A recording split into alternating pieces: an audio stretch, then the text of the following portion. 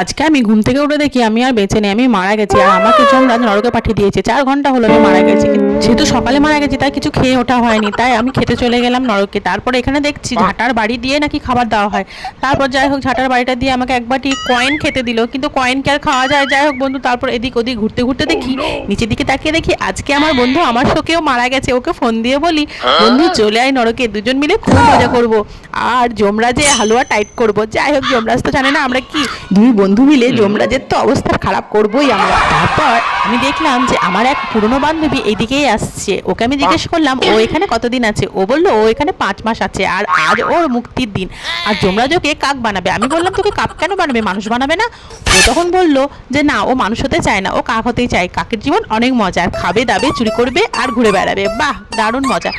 আমি আর বন্ধু মিলে যমরাজকে টাইট দেবো এই কথা যমরাজ জানতে পেরে আমাকে যমরাজ ডেকে পাঠালো আর একটা গরম তেলের মধ্যে ডুবিয়ে ভাজা ভাজা করে